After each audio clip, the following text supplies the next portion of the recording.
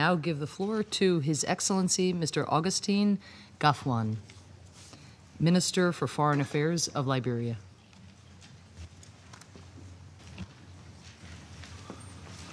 Madam President, distinguished members of the UN Security Council, Mr. Deputy Secretary General, Dr. Chan, Dr. Nabarro, Excellencies, distinguished ladies and gentlemen, I bring you greetings from Her Excellency Mrs. Ellen Johnson Sirleaf, President of the Republic of Liberia, as well as from Liberians both at home and abroad.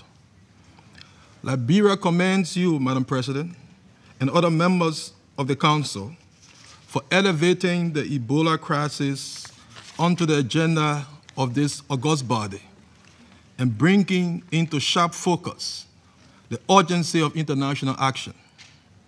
We hope that today's deliberations will spur a response from the global community commensurate with the speed and intensity of the Ebola challenge.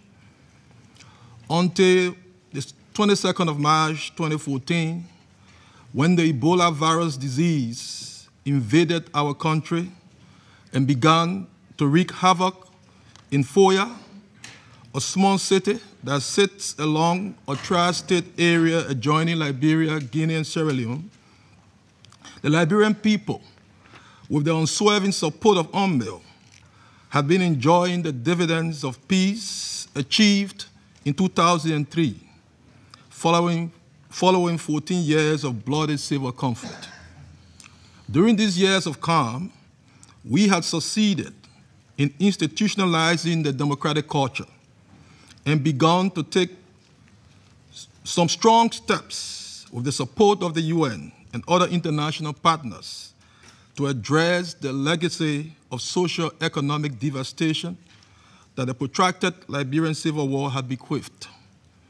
Since the Ebola outbreak, the government of Liberia has taken a host of measures, including the heightening of awareness and prevention campaigns to address the crystallized denial and the deeply rooted traditional practices that create fertile ground for the spread of the disease. We also declared a state of emergency and are continuing to dedicate significant amounts of our own paltry resources to the fight.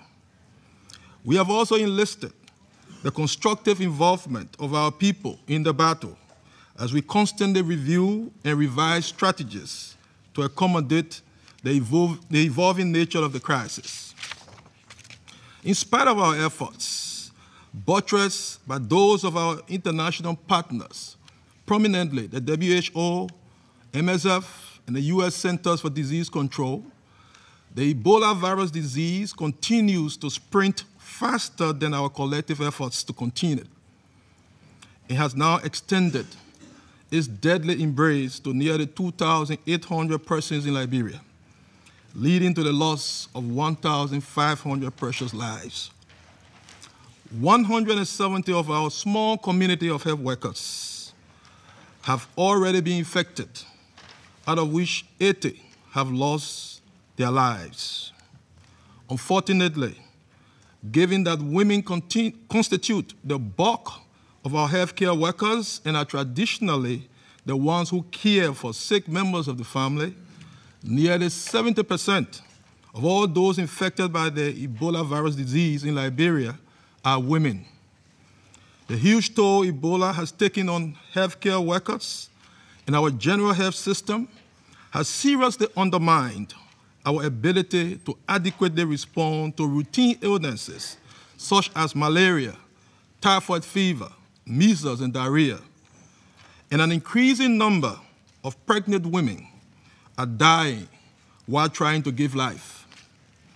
Even before the outbreak, we were grappling with Herculean challenges. They include finding productive employment for a significant number of our people, especially the youth, some of whom are ex-combatants, strengthening the rule of law, and implementing measures for security sector reform. We were fully involved in various peace-building and peace consolidation activities through Liberia's engagement with the Peace-Building Commission. And we were making valiant efforts to comply with regional protocols aimed at curbing the spread of small arms and light weapons and transnational crime. The Ebola outbreak has distracted our attention from these national priorities and gravely undermined our ability to address them, with the attendant risks of adversely affecting peace and security in our country and our region. The impact of Ebola has been multidimensional. It has negatively affected all sectors of our economy and effectively arrested the progress of our nation.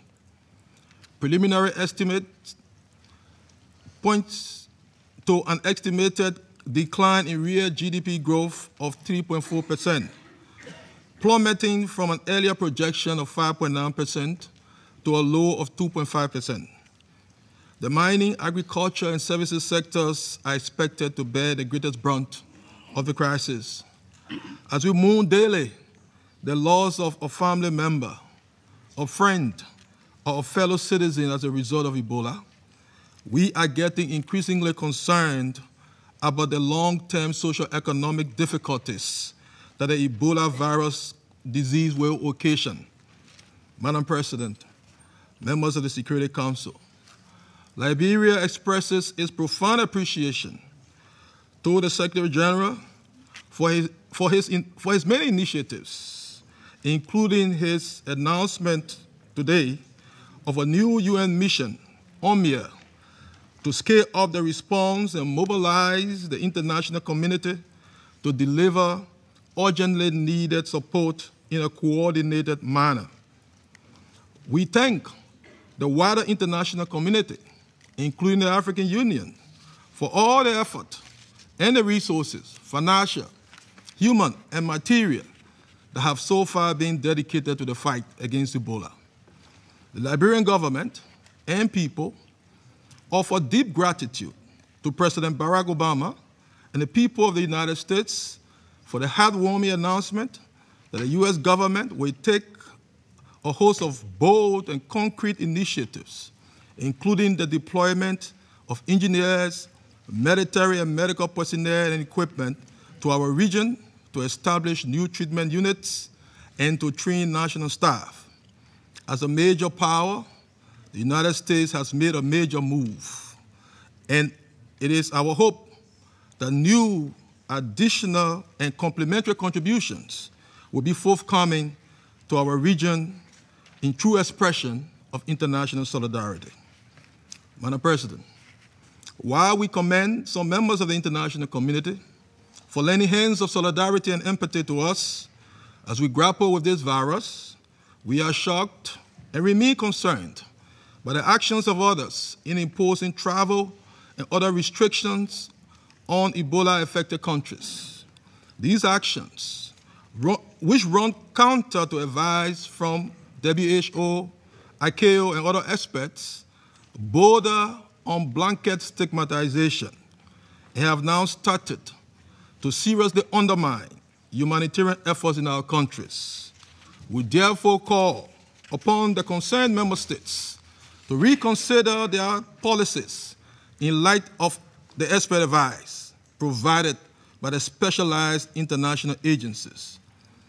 Madam President, the experts have put out a very gloomy prognosis for what will happen in the next few weeks or months if the global community fails to take bigger, bolder, and timely action to disrupt the further transmission of Ebola. Just 3 weeks ago, the WHO estimated that 20,000 persons run the risk of being infected, half of whom may come from Liberia alone. 2 days ago, President Obama, while appropriately declaring the Ebola epidemic a potential threat to global security, expressed fears that if current trend continues, hundreds of thousands of people may be infected with the virus. The global community cannot remain passive and allow these apocalyptic predictions to come to pass. We cannot sit idly and watch as we would do watching a movie on our TV screens. The sober reality is that we are not watching a pre-recorded movie with a predetermined climax.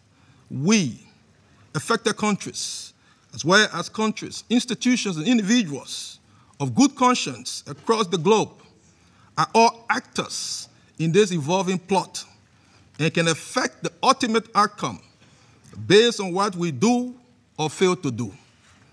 It will be tragically shameful if we fail to act quickly, robustly, and concertedly in putting an end to the spread of this deadly disease. We therefore thank the Security Council for the forward-looking resolution adopted here today and encourage all member states to support the resolution through concrete actions. Let us all join in the Act Now campaign against Ebola. Thank you, Madam President. I thank His Excellency, Mr. Ngafuan, for his statement.